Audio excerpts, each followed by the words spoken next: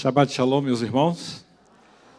Shabbat Shalom também a todos que nos assistem pela TV Sião, pela BN, os associados da BN. Hoje nós vamos tratar de um assunto que, para mim, ele me fala muito ao coração, porque fica muito difícil quando nós tratamos desse assunto, que nós não tenhamos em algum momento tido alguma dificuldade com esse assunto. São as culpas que elas aparecem em nossas vidas. E eu gostaria de aproveitar exatamente a Parashá Tzav, que nos fala a respeito dos sacrifícios pelos sacerdotes, para que a gente possa tratar desse assunto. E o que eu posso fazer com as culpas? Durante o período que nós vamos discorrer sobre o assunto, nós vamos verificar que o homem, nós como seres humanos, somos seres simbólicos. Nós gostamos de símbolos. Nós usamos a nossa comunicação é feita através de símbolos. As letras que nós usamos, nós comunicamos através de símbolos. Os números são símbolos. Nós também comunicamos e imaginamos as coisas em nossa cabeça. Primeiramente, o imaginário, então, começa, nós imaginamos sempre alguma coisa. Esse imaginário em nossa cabeça, ele vai se transformar em símbolos, e esses símbolos, eles tentam transformar em realidade. Um estudioso disse que esse real, ele de fato não existe. Nós não conseguimos ter algo de real, porque aquilo que é simbólico em nós, nós imaginamos, e quando a gente pensa que aquilo é real, na verdade, ele deixa de existir.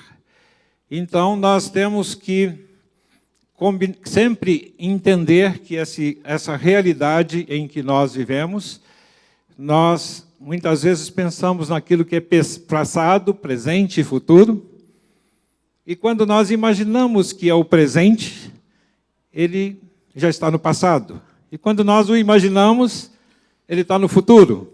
E nós não conseguimos captar exatamente as coisas tais quais elas são. Então, como é que nós aprendemos as coisas? O que é que faz com que nós aprendamos? Como é que os professores podem nos ensinar? Nós vamos entender que a impressão que aquilo nos causa, a repetição daquele fato e a associação com algo que nós conhecemos faz com que nós venhamos a captar esse ensino em nossas vidas.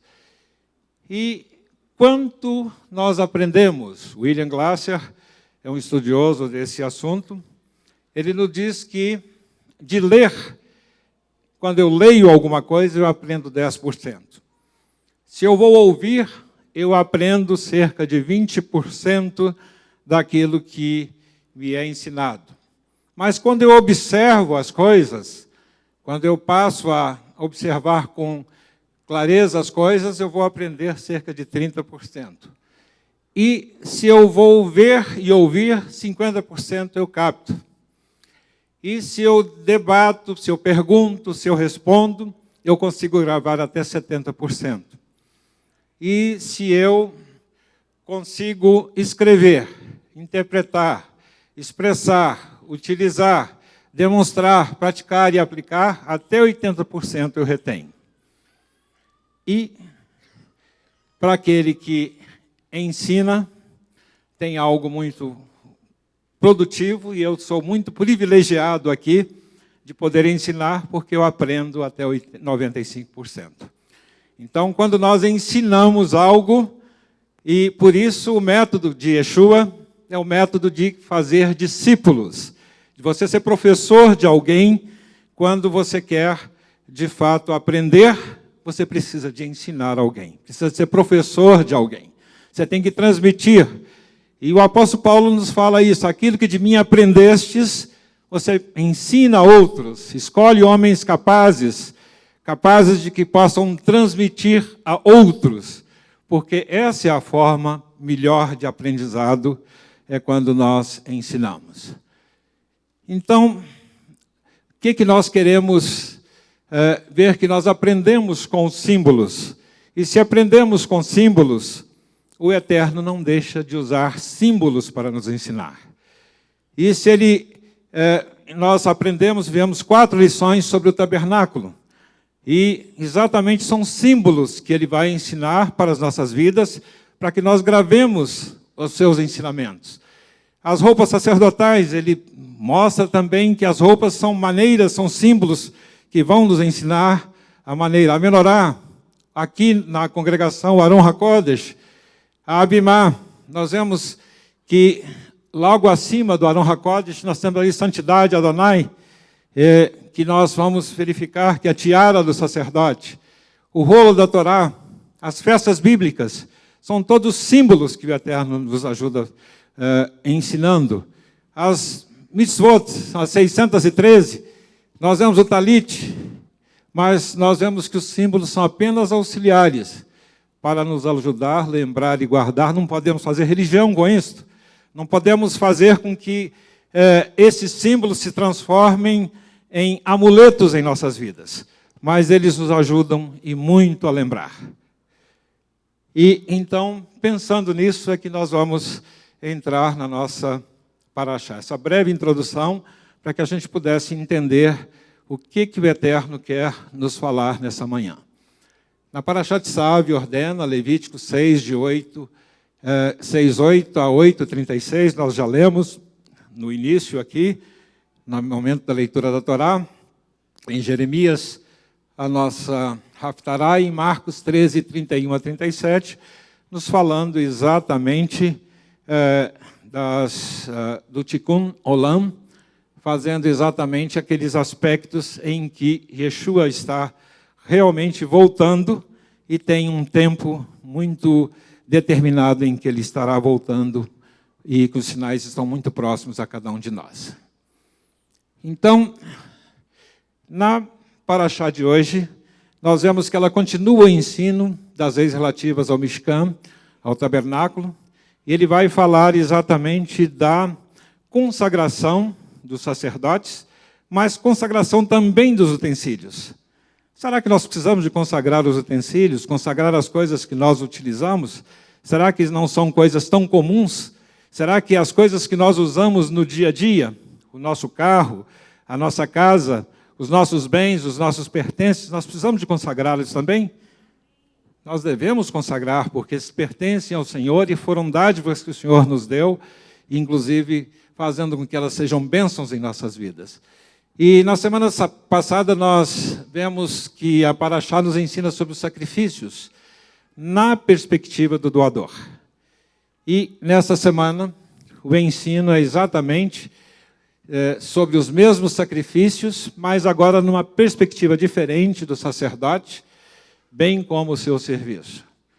E é algo interessante, será que o sacerdote também precisa de sacrifícios? O pastor, será que ele é mais abençoado que os outros, que ele não precisa, não peca, não precisa de estar protegido?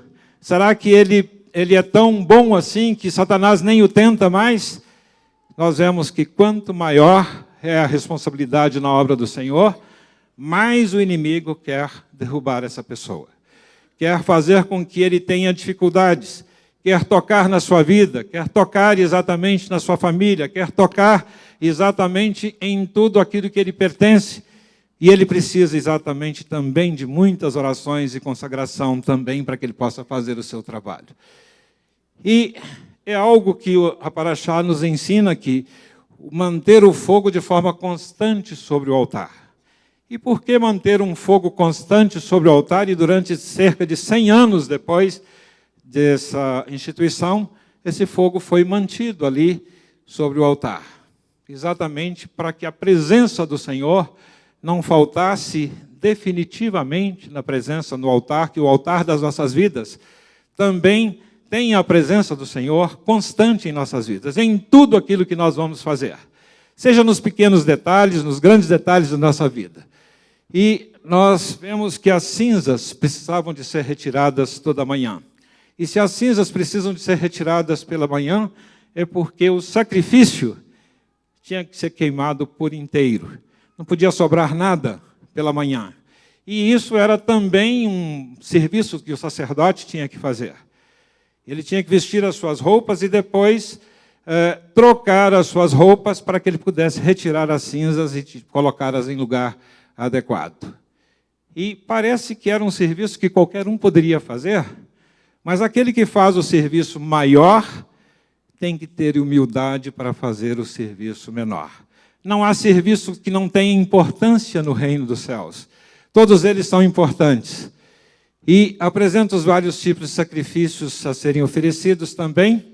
Sacrifício pelo pecado, pela culpa, sacrifício de ação de graças e o sacrifício de minhá, que é o das ofertas de manjares. Então, pelo pecado, pela culpa e o pecado pelas ações de graças. Isso todas as coisas que ao público, as pessoas em geral tinham que fazer, o sacerdote também tinha que fazer. E o minhá era exatamente a farinha com azeite, um pouco de sal e às vezes com libação, com vinho. Era oferecido tanto pelo pobre, mas também pela consagração do sacerdote. 28 gramas de farinha com um pouco de azeite era algo que aquela pessoa pobre poderia fazer. Mas o sacerdote precisava de oferecer também a culpa pelo pecado voluntário dele, aquilo que ele tinha feito voluntariamente, e mesmo pela culpa, aquele que não voluntariamente ele havia feito. E será que nós precisamos de estar pedindo perdão por aquilo que nem eu sei se eu pequei? O Eterno pede que a gente faça isso. E Davi nos lembra disso, né? Sonda-me, ó Deus, e vê se em mim há algum caminho mau e guia-me pelo caminho eterno. Pedindo que o Eterno pudesse sondá-lo e ver se tinha algum pecado em sua vida que ele teria que pedir perdão. Então, as oferendas, elas deveriam ser trazidas com as intenções apropriadas e comidas em um espaço de pureza espiritual. Então, oferendas sem intenção apropriada não traziam nenhuma bênção para aquele que a oferecia. Não trazer sempre bem a intenção. Assim como também as orações, que quando nós fazemos as orações sem uma intenção apropriada, se participamos do serviço da Torá sem a intenção do coração, sem a kavaná no coração, será que Deus aceita esse nosso serviço? Nós sabemos que esse serviço também não é aceito. E, uma vez que não existe mais o templo, como as pessoas têm feito para que ela possa oferecer os sacrifícios de manhã, de tarde e à noite? Nós vemos que no Sidur, ele vai mostrar as 3 orações do Shaharit, o Minhá e Arbit, as 3 vezes em que deve orar, e nós vemos que Daniel fazia essas 3 orações ao dia, voltado para Jerusalém, não tendo a presença do templo. E nós sabemos que esses sacrifícios, substituídos pela oração, nós sabemos que quem os substitui muito bem, e é isso que nós vamos, é o tema da nossa palavra nessa manhã. E o serviço da consagração do Mishkan, também, todos os utensílios nessa paraxá é tratado também, mostrando que eles deveriam ser consagrados ao serviço do Senhor, e a esmirrá, a consagração de Arão e seus filhos, diante de toda a congregação. E na esmirrá nós vemos aí a orelha sendo colocado o óleo, a consagração, a mão e o dedão do pé. Por que essas 3 partes do corpo deveriam ser consagradas? Nós sabemos que a consagração se faz exatamente porque o ouvido, os olhos, os ouvidos têm que estar de acordo com o Eterno, de acordo com as coisas que o Eterno vai falar. Temos que dar ouvidos exatamente uma das janelas da nossa alma, que é o ouvido, uma janela importante que ele vai fazer a entrada de todas as coisas, ela tem que ser consagrada ao Senhor. Nós podemos ouvir tantas coisas que não agradam ao Eterno e que podem fazer com que a pessoa possa se desviar. mas as mãos precisam de estar fazendo a obra do Senhor, e os pés andando no caminho e no local aonde ele tem que ser colocado. Então, dessa forma, o resumo que nós temos da nossa paraxá é exatamente esse. Mas eu gostaria de me deter, não nesses detalhes, porque já foram tratados anteriormente em várias outras paraxás, e na paraxá passada também já foi tratado. Eu gostaria de me deter hoje sobre a questão das culpas, pecados, erros, fantasias, desvios de conduta. Nós sabemos que, dentro da nossa sociedade, tudo aquilo que nos traz culpa, nós chamamos, muitas vezes até, de pecados, mas as pessoas falam apenas de erros, falam também de fantasias. Não, isso é apenas uma fantasia. Coitado, ele não mentiu, ele só está fantasiando. Coitado, ele está só tendo um desejo. Ou ele só é um desvio de conduta, mas isso é uma coisa tão simples e tudo de se resolver. Isso não causa nenhum problema para aquela pessoa. E será o que acontece quando nós vamos definir? Será que nas nossas relações, como é que surgem as culpas nas nossas relações? Eu tenho no consultório muitas pessoas que me procuram exatamente porque têm dificuldades tremendas no seu relacionamento e sentem extremamente culpados, muitas vezes, pela dificuldade que tem causado, palavras que muitas vezes são faladas. A pessoa diz o seguinte, uma pessoa que me procurou certa vez, dizendo que ela sentia extremamente difícil e culpada, porque quando o pai dela morreu, a mãe disse o seguinte: seu pai morreu por causa da sua desobediência, agora espero que ele morto você passe a me obedecer. Então ela se sentia extremamente culpada, achando que ela que tinha matado o pai. E aquilo não saía da cabeça dela. Às vezes uma palavra da mãe, no sentido de que ela, querendo realmente aproveitar a morte do pai, passou a ter uma culpa muito grande na cabeça da sua filha. E aquilo, nós vemos que muitas das nossas palavras, nos nossos relacionamentos, nós jogamos peso e culpa uns nos outros. Muitas vezes na nossa casa, é muito comum duas pessoas estando lá e tem algo fora do lugar, e a outra pessoa diz para aquela pessoa: quem foi que tirou isso aqui do lugar? Está sabendo que a outra pessoa que foi que tirou do lugar, porque só tem duas pessoas naquele lugar, não tem outras pessoas, e aquilo acaba gerando culpa. As cobranças, de um modo geral, desnecessárias, acabam gerando culpas nas pessoas. E nós vemos, então, que nós nos sentimos culpados nas nossas relações com as nossas famílias. Na relação com o nosso emprego, o patrão, muitas vezes, cobra, estressado com tantas coisas, ele acaba colocando uma culpa muito pesada de que o indivíduo é incompetente. Quem foi esse incompetente que fez isso aqui? E aí nós vemos que aquela situação acaba gerando culpa na cabeça daquela pessoa. E às vezes nós mesmos, que quando vamos a visitar alguém, e a pessoa diz o seguinte: está cedo, não vai embora não, tem muito pouco tempo. Às vezes a gente se sente culpado de que está gastando tempo demais daquela pessoa, ou muitas vezes sentimos culpados porque estamos indo embora cedo demais e poderíamos dar mais tempo para aquela pessoa. E aquilo acaba gerando, sem querer, uma culpa em cada uma das pessoas. Quando nós encontramos uma pessoa com necessidade, muitas vezes, e nós temos muito, somos abastados, às vezes a gente se sente culpado porque a gente tem tanto e o outro não tem nada.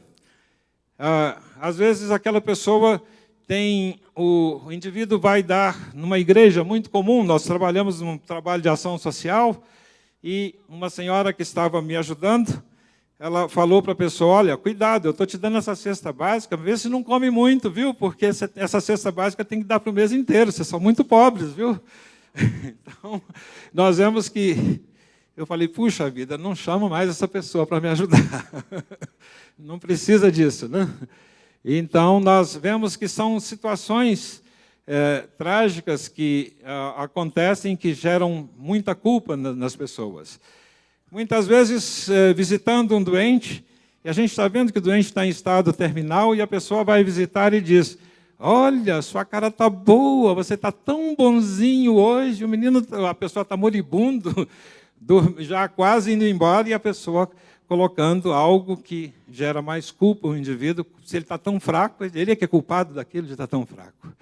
E outras vezes nós vemos que a pessoa faz alguns testemunhos na igreja, dizendo, olha, a fé foi que curou essa pessoa aqui, e o outro que não tem fé para poder curar, ele se sente culpado. Eu não tenho tanta fé para que eu possa me curar aquele tanto. Eu é que sou culpado da minha cura, de eu não ter a minha cura.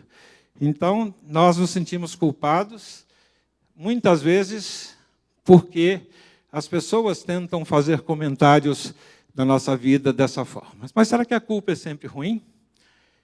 Nós vemos que a culpa faz com que nós possamos mudar de atitudes. Nós sentimos que erramos em algumas coisas e podemos melhorar as nossas relações, nós vamos, então, poder ter a oportunidade de refletir aquilo em que nós erramos, para que a gente possa consertar. Então, nós vemos que vivemos, muitas vezes, uma indústria da culpa. Indústria da culpa de que forma? Algumas pessoas tentam impingir culpa para que possam ganhar dinheiro em cima disso. Como isso?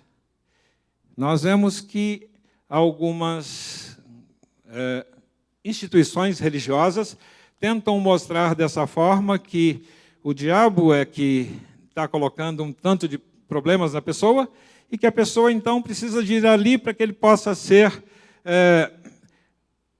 sanado aquela dificuldade dele, porque se a culpa está na sua vida, é porque ele não fez determinados deveres de casa, e então ele pode manter atado, amarrado aquela pessoa, às vezes até indivíduos com consultórios de profissionais, ou não seriam tão profissionais assim, que mantêm o seu cliente atado, amarrado, para que ele possa ali 10, 15, 20 anos ali fazendo sessões e mais sessões, para que ele possa estar se livrando daquela culpa. E esse medo e culpa com transferência, colocando as costas de Satanás muito, muito largas e fazendo com que a pessoa própria não assuma os seus devidos problemas e, dessa forma, não conseguindo ter a solução dos mesmos.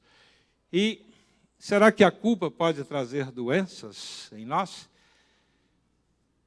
Isso eu vejo com muita frequência as doenças psicossomáticas sendo no consultório, e doenças que causam mudança até de anticorpos, doenças autoimunes sendo causadas, doenças que são do próprio coração, doenças que levam à formação exatamente pela culpa que a pessoa carrega nas suas várias dificuldades.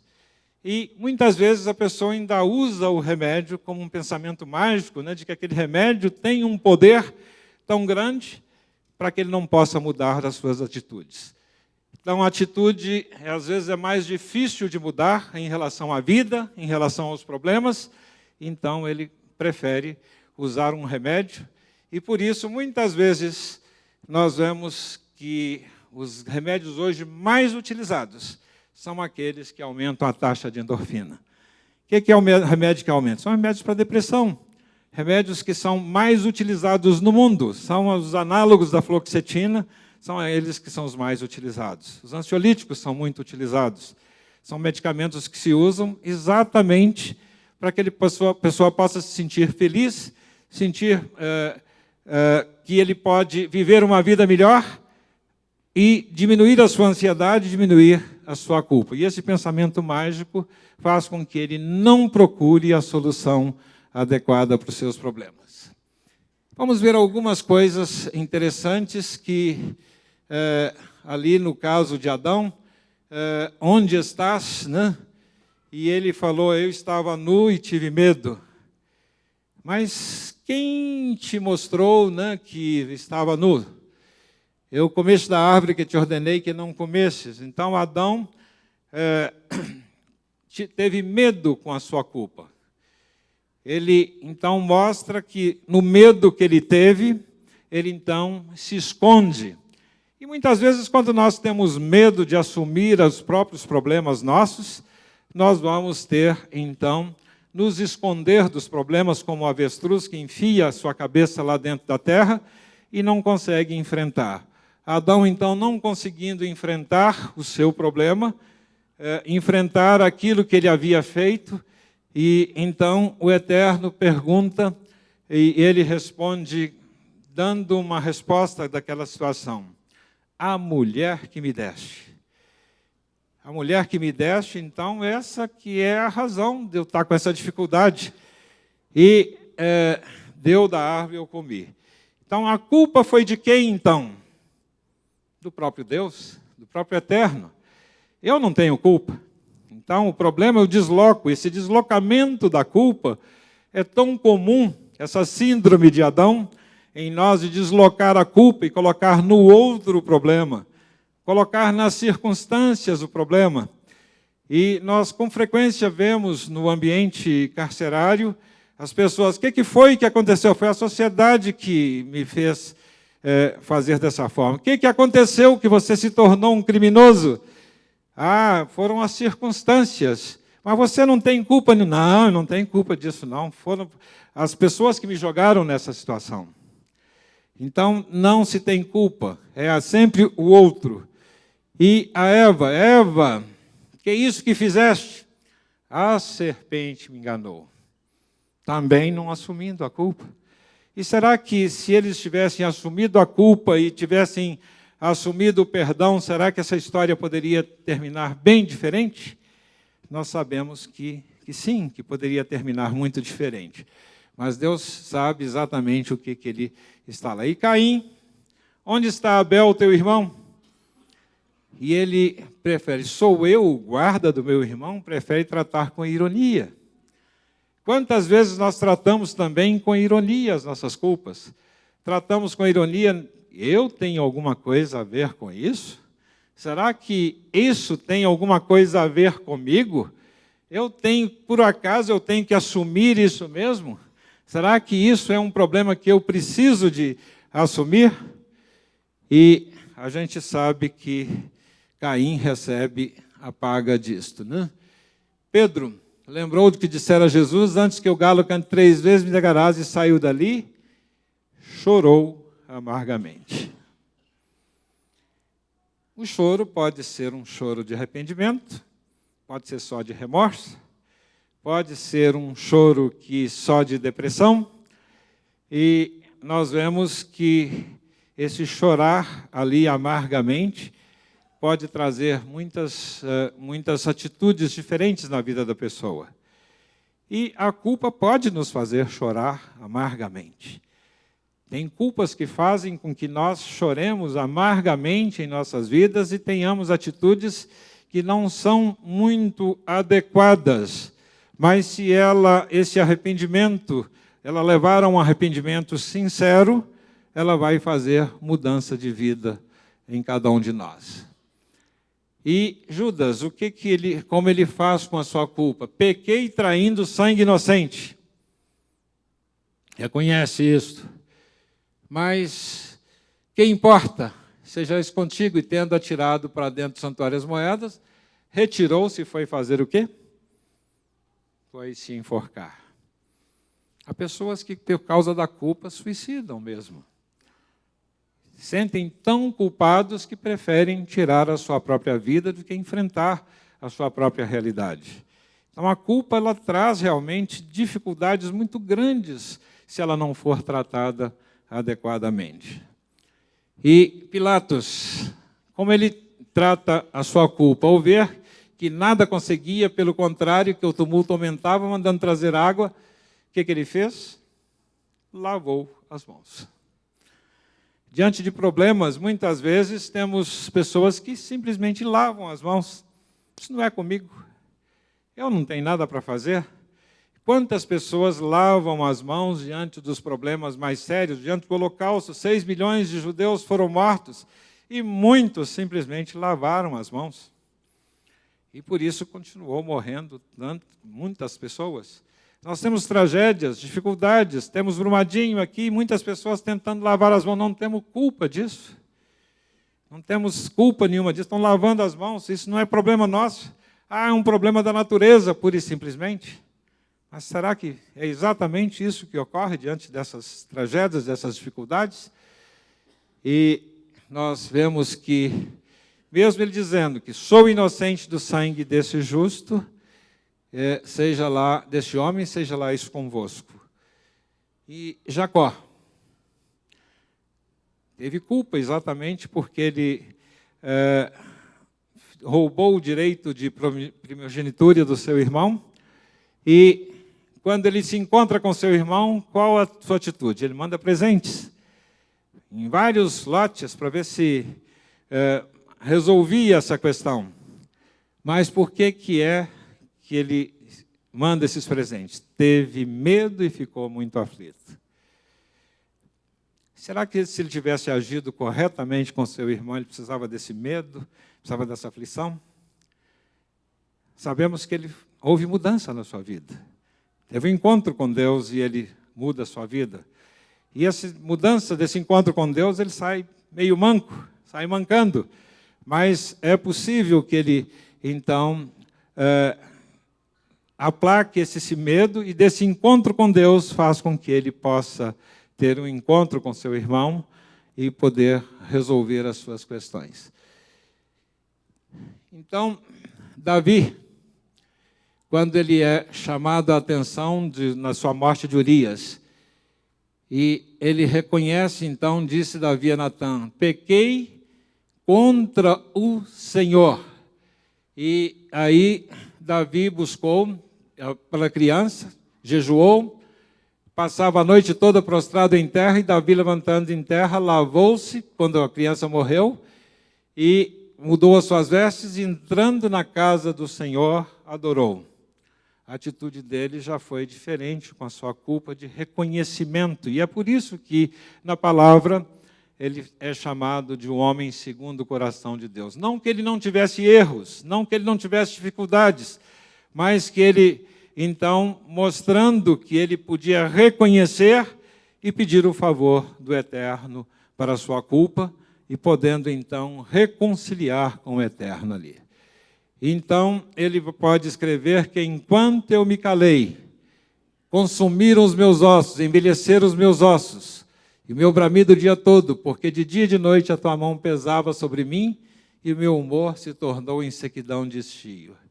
Consumir os meus ossos, o que, do ponto de vista médico, seria isso? Claro que um reumatismo, doenças autoimunes que pegaram os seus ossos, ele teve dores ósseas muito grandes. E quantas pessoas têm dores ósseas mesmo exatamente porque têm culpas não confessadas em suas vidas. Tem problemas nas suas vidas não confessados e que vão fazer com que ele o humor se transforme em sequidão de estio. Como é que eu posso entender isso do ponto de vista médico? Depressão. Depressão forte que a pessoa tem e que ele não consegue ter prazer na sua própria vida, prazer na sua própria existência. E se ele não tem prazer na sua própria existência, esse humor se torna em sequidão de estio. Então, nós vemos ele no Salmo 27, alivia as tribulações do meu coração, tira as minhas angústias. Tribulações do coração. O coração fica atribulado, palpita, dói muitas vezes o coração. Tem gente que tem infarto aí exatamente porque tem problemas por falta de perdão, falta de mudar realmente, de colocar adequadamente as suas culpas. Ele tem essas dificuldades. Sim, nós vemos muitas pessoas, isso é o que eu tenho, 70% das pessoas que me procuram no consultório têm lá problemas no seu coração, exatamente porque têm dificuldades das mais diversas e das mais severas em suas vidas. Então, eu queria rapidamente passar aqui para que a gente possa ver como é que nós pecamos, então. Será que nós pecamos para que a gente possa precisar de perdão desses pecados? Nós pecamos exatamente por pensamentos, por palavras, por ações, né? Tudo aquilo que gera no pensamento, nós vamos falar, nós vamos agir dessa forma. Pode ser um pecado também por omissão, por não fazer aquilo que a gente sabe fazer, aquele que sabe fazer o bem e não faz, esse peca. Mas aquele que faz com que ele peque exatamente quando ele sabe que está errado, mas mesmo assim faz. E esse é o bobo. E a palavra nos fala que a concupiscência dos olhos, a concupiscência da carne, a soberba da vida, em 1 João vai nos falar que dessa forma é que nós vamos pecar.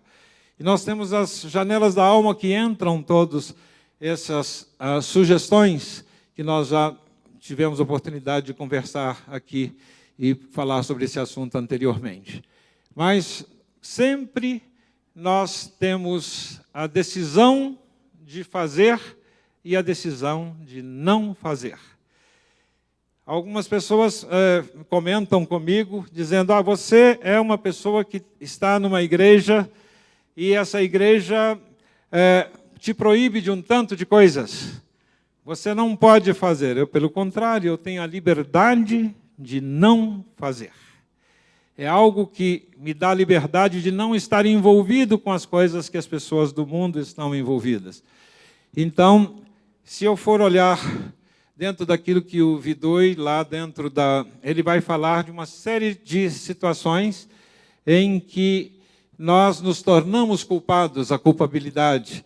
Ele vai falar que nós transgredimos contra Deus, transgredimos intencionalmente para o nosso benefício, nós traímos, pagamos o bem com o mal, nós também esquecemos quando nós não abençoamos, não cumprimos as nossas obrigações com as pessoas, a dignidade das pessoas, nos aproveitamos da ignorância dos outros, muitas vezes, e nós vemos que nós podemos falar mal ou bem das pessoas, falar mal e com falsidade, hipocrisia, falar mal de Deus, duvidando da sua justiça. Muitas vezes nós pecamos dessa forma com as nossas atitudes.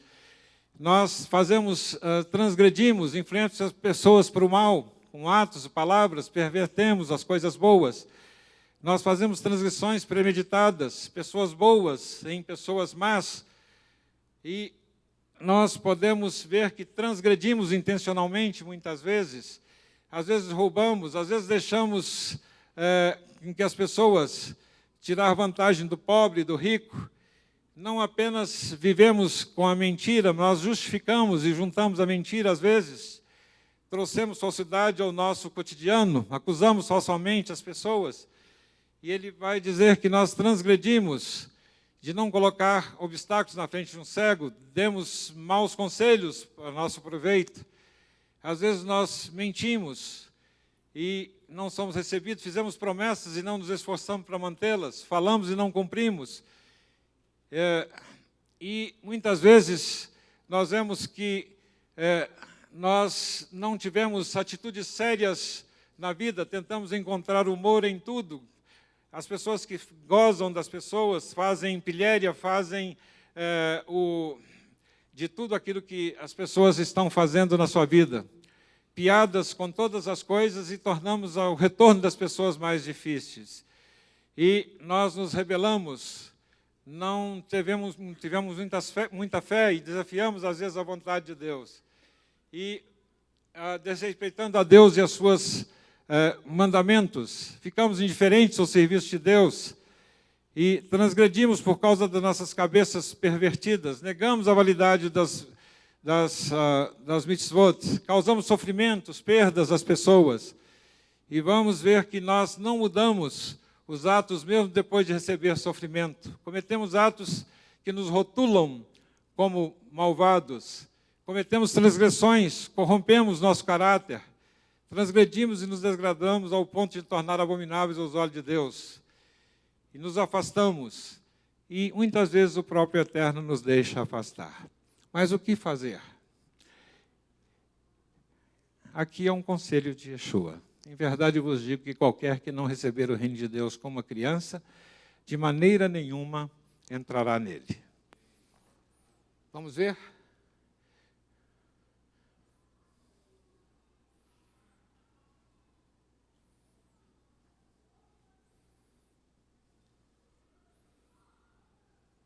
Não faz mais bagunça, tá? O que você fez, Thomas? Eu fiz bagunça. Pode fazer bagunça, Thomas? Não. Então não faz mais bagunça, tá? Esse é o meu netinho, gente. E ele... Thomas, o que você fez? Fiz bagunça. E é interessante que ele, sem mudar o rostinho, ele diz, eu fiz bagunça. Pode fazer bagunça? Não, não pode fazer bagunça. Você vai fazer mais bagunça? Não pode não. Tá, não vou fazer. Então, nós vemos a simplicidade de uma criança que Yeshua nos fala que essa simplicidade de admitir as nossas culpas, admitir exatamente que nós tivemos dificuldades, tivemos problemas, mas queremos admitir exatamente para que ela possa ser tratada. E se nós vamos tratar, nós sabemos por que precisamos de tratar as nossas culpas. Vamos tratar porque o salário do pecado é a morte. E a palavra do Senhor nos diz que a alma que pecar, essa vai morrer. E a morte espiritual, o afastamento do eterno mesmo, e se nós pecamos, temos dificuldades, nós vamos precisar de tratar essas iniquidades. Exatamente porque elas fazem separação entre nós e o nosso Deus, e os nossos pecados escondem o seu rosto de nós, de modo que Ele não nos ouça. Muitas vezes nós não somos ouvidos nas nossas orações, exatamente porque nós não temos uma vida de separação, de santidade. E sem santidade ninguém verá o Senhor, nós não podemos, Deus não convive exatamente com as nossas vidas não santas. Mas temos exatamente o que a palavra nos fala, que outrora eu vivia sem lei, mas assim que veio o mandamento, reviveu o pecado e eu morri. O mandamento que era para a vida, esse que achei que me era para a morte. Porque o pecado, tomando ocasião pelo mandamento, me enganou e por ele me matou. De modo que a lei é santa e o mandamento é santo, justo e bom. Nós entendemos que o pecado nos traz tristeza, nos traz morte, nos traz separação de Deus, nos traz dificuldades. É por isso que no Levítico nós entendemos que a dramaticidade da morte de um animal nos impacta profundamente. Mas a dramaticidade da morte de Yeshua na cruz também nos impacta profundamente para que nós possamos ver que isso faz separação entre nós e o nosso Deus.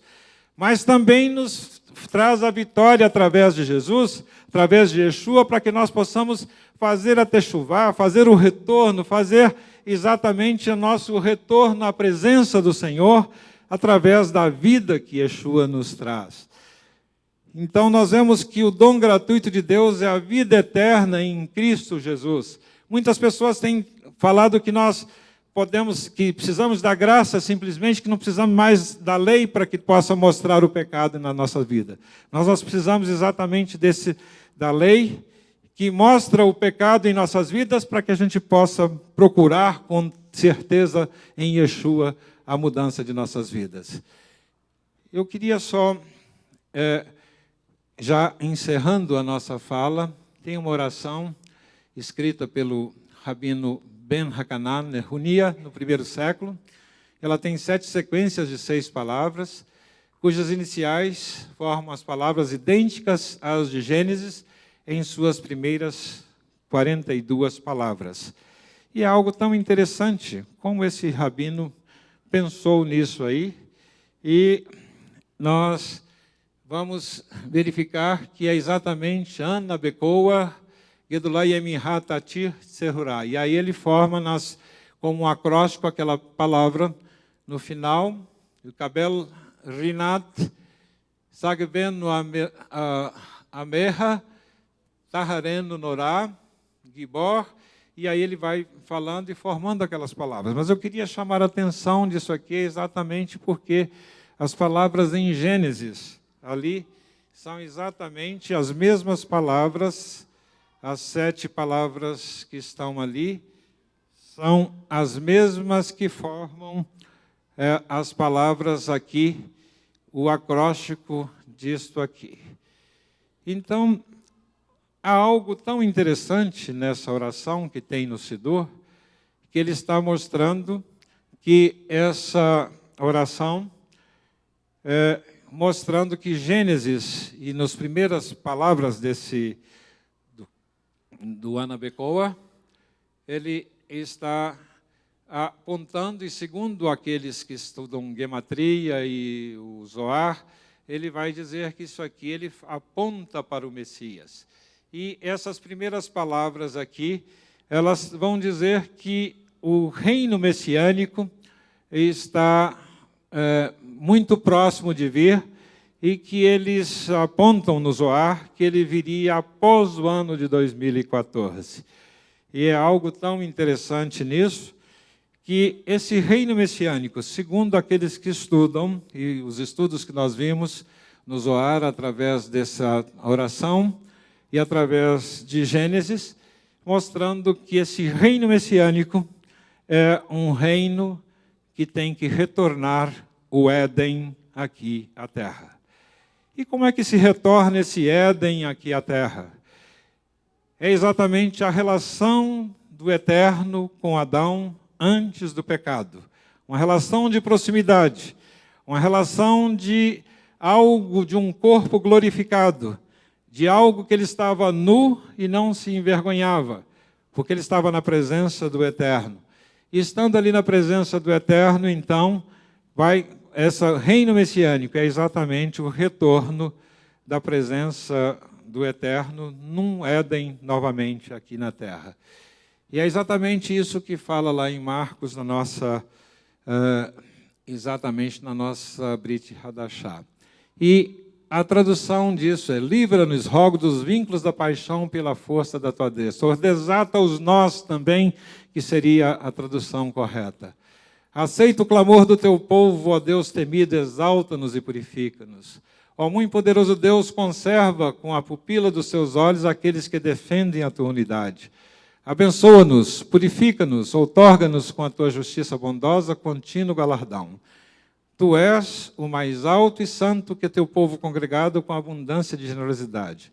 Tu és a exaltada unidade, volta-te para o teu povo que sempre recorda da tua santidade. Aceita nossas preces, ouve os nossos clamores, e tu que sabes do encoberto, bendito é o nome daquele cujo reino glorioso é eterno. Esse é exatamente o que fala ali, mas desata, eu gostaria de lembrar da primeira parte, desata os nós. Desata os nós, os vínculos da paixão. A nossa paixão, os nossos sentimentos, nos fazem ter muitas culpas. E nós muitas vezes ficamos com nós amarrados em nossas vidas, que não se desatam em nossa vida pelas culpas. E às vezes vivemos uma vida inteira com culpas que precisam ser desatadas em nossas vidas. Nós precisamos de nos livrar das culpas que nós fomos acumulando ao longo dos anos em nossas vidas. E o Eterno nos fala que o sacrifício tem que ser voluntário. Mesmo que eu não saiba que eu pequei, eu tenho que apresentar esse sacrifício voluntário. E aí nós vemos que esse sacerdócio que Yeshua vai exercer eternamente, de sorte que se a perfeição fosse pelo sacerdócio levítico, pois sob esse o povo recebeu a lei, que necessidade havia de que outro sacerdote se levantasse, segundo a ordem de Melquisedeque, que não fosse contado segundo a ordem de Arão? Mas este, porque permanece para sempre, tem o seu sacerdócio perfeito. Portanto, pode também salvar perfeitamente os que por ele se chegam a Deus, porquanto vive para interceder por eles. Isso é Yeshua em nossas vidas. E se nós recebemos Yeshua em nossas vidas, nós podemos nos livrar de todas essas culpas que nós temos em nossas vidas. Não viver uma vida apertada, com nós atados em nossa vida, com dificuldades que fazem com que nós não tenhamos prazer na existência do Senhor, na existência aqui nessa terra mesmo. Nós podemos ter dificuldades, problemas, mas Yeshua quer desatar os nossos nós. Ele quer desatar os nós da sua vida hoje. Ele quer desatar as dificuldades que você tem para que possa te dar liberdade. Conhecereis a verdade vos libertará. É isso que Ele quer libertar cada uma de nossas vidas. E nós vemos que Ele quer ainda que nós sejamos exatamente como Pedro nos fala, que vós sois a geração eleita, o sacerdócio real, a nação santa, povo adquirido, porque anuncias as grandezas daquele que chamou das trevas para a sua maravilhosa luz. Vós outrora, que nem erais povo, agora sois de Deus. Vós que não tinhas alcançado misericórdia, agora tens alcançado. Ele quer nos chamar nessa posição elevada, quer nos colocar não como rastejantes, cheios de nós em nossas vidas, mas quer que nós sejamos libertos para que a gente possa servir e abençoar, ser sal e luz onde Ele tem nos colocado. Que o Eterno nos abençoe. Amém.